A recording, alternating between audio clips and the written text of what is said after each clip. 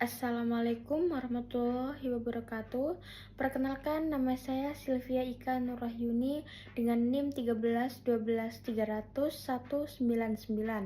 Di sini saya akan menjelaskan tentang pengertian dari sesi bebek lumpuh. Sesi bebek lumpuh dalam politik adalah periode transisi ketika pejabat yang masa jabatannya akan segera berakhir dan penggantinya telah terpilih. Dalam kondisi ini, pejabat yang masih aktif dianggap memiliki pengaruh yang berkurang karena waktu terbatas mereka meninggalkan jabatan. Mereka dapat membuat keputusan tanpa khawatir konsekuensinya, seperti mengeluarkan perintah eksekutif, gerasi, atau fatwa kontroversial lainnya. Sesi ini biasanya terjadi di Amerika Serikat, di mana masa bebek lumpuh seorang presiden dimulai sekitar 2 bulan sebelum pelantikan presiden terpilih dan berakhir saat presiden penerusnya telah dilantik. Sejarah bebek lumpuh dalam konteks politik memiliki makna yang berbeda-beda. Istilah ini berasal dari bahasa Inggris lame duck yang mengacu pada kondisi seorang pemimpin yang tidak lagi memiliki pengaruh kuat karena penggantinya sudah terpilih. Dalam konteks Indonesia, bebek lumpuh digunakan untuk menggambarkan kondisi Presiden Joko Widodo atau disebut dengan Jokowi yang mulai kehilangan pengaruh karena dukungan partai politiknya melemah sebelum pemilu. Sekian dari saya, terima kasih. Perkenalkan, nama saya Aisyah dengan NIM 13 12 300 170. Di sini saya akan menjelaskan tentang sejarah bebek lumpuh yang seringkali digunakan dalam cerita rakyat Indonesia untuk menggambarkan keadaan seseorang yang dimana kehilangan kekuasaan dan pengaruh. Salah satu contohnya itu adalah cerita kisah bebek lumpuh yang menggambarkan seorang bebek yang kehilangan kemampuan bergerak dalam hidup.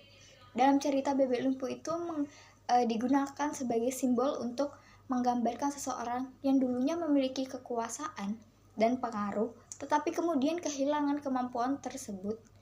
Bebek yang lumpuh ini dalam cerita ini mewakili seseorang yang tidak lagi memiliki kontrol atas nasibnya dan tidak mampu melakukan tindakan yang signifikan. Hal ini bisa terjadi karena berbagai alasan seperti perubahan keadaan, kehilangan dukungan dari orang lain.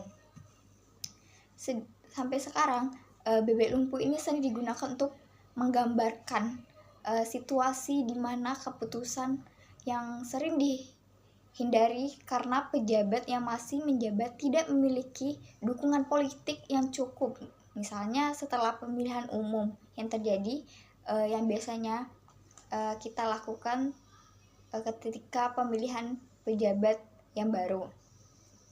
Pejabat tersebut bisa kehilangan kekuasaan dan otoritasnya karena penerusnya sudah terpilih. Sehingga istilah bebek lumpuh ini mengacu pada di mana masa transisi politik yang terjadi setelah pemilihan umum di mana pejabat baru terpilih setelah dipilih oleh rakyat. Tetapi sebelum dilantik secara resmi selama periode ini, pejabat yang masih menjabat seringkali mengalami pemunduran politik karena masyarakat dan partai politik lebih cenderung mengarah perhatian dan harapan mereka kepada pejabat yang baru saja terpilih dan akan menggantikan mereka.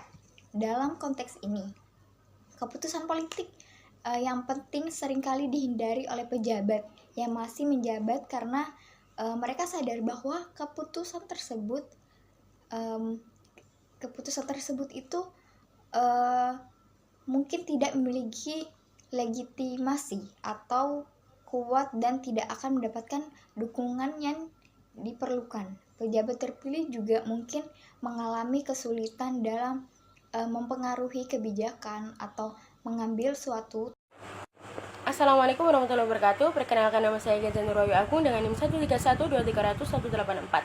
Di sini saya akan menjelaskan tentang Ketika Prabowo ditetapkan sebagai presiden resmi, apakah pemerintah Jokowi termasuk sesi bebek lumpuh atau tidak? Saat Prabowo ditetapkan sebagai presiden resmi, status pemerintahan Jokowi termasuk dalam konteks bebek lumpuh atau tidak dapat dilihat dari beberapa perspektif. Yang pertama, pandangan ahli dan analis. Beberapa ahli menilai kekhawatiran Lemdak atau bebek lumpuh lebih merujuk pada potensi penyalahgunaan kekuasaan atau penggunaan kekuasaan secara full speed. Pada masa tunggu akhir jabatan sebelum presiden baru hasil pemilu dilantik, masa tunggu yang lama dari pemerintahan lama ke pemerintahan baru setelah pemilu usai berpotensi dimanfaatkan para elit politik untuk membuat kebijakan atau mengeluarkan aturan perundangan yang tidak diinginkan. Yang kedua, tanda-tanda kesetiaan dan isu pemakzulan. Ada tanda-tanda kesetiaan yang tidak utuh di pemerintahan Jokowi, dengan isu pengunduran diri sejumlah menteri yang kian merebak.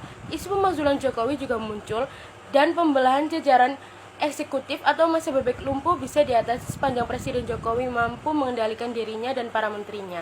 Jadi, ketika Prabowo Subianto ditetapkan sebagai Presiden Republik Indonesia periode 2024 sampai 2029, maka pemerintahan Presiden Joko Widodo termasuk dalam masa transisi yang disebut Lemdaksation atau bebek lumpuh.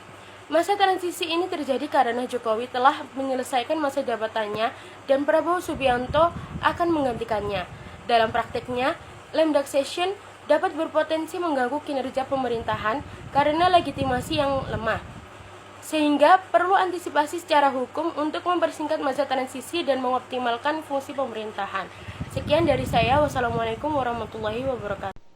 Assalamualaikum warahmatullahi wabarakatuh. Perkenalkan, nama saya Armo Bima Andriansyah dengan NIM 1312300-169. Di sini saya akan menjelaskan tentang apakah ketika Prabowo ditetapkan sebagai presiden resmi, pemerintahan Jokowi termasuk sesi bebek lumpuh atau tidak.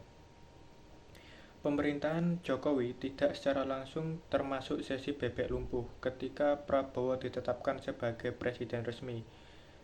Namun, beberapa analisis politik menganggap Jokowi sebagai bebek lumpuh karena beberapa alasan. Yang pertama, kondisi politik. Jokowi tidak lagi memiliki pengaruh kuat karena penggantinya di masa mendatang sudah ada. Kondisi ini mirip dengan Lemdak dalam politik, di mana pemimpin tidak lagi memiliki pengaruh efektif karena penggantinya telah terpilih. Yang kedua, fokus pada Prabowo. Setelah Prabowo dilantik sebagai presiden, semua akan berfokus pada dirinya, sehingga Jokowi mungkin akan menjadi Lemdak karena tidak lagi memiliki pengaruh. Namun secara teknis, Jokowi masih menjabat sebagai presiden hingga pelantikan Prabowo, sehingga tidak secara langsung termasuk sesi bebek lumpuh.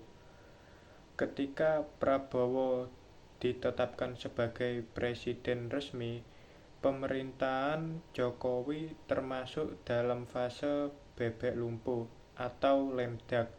Fase ini terjadi ketika seorang pemimpin telah kehilangan pengaruh dan kekuatan karena penggantinya di masa mendatang sudah diumumkan.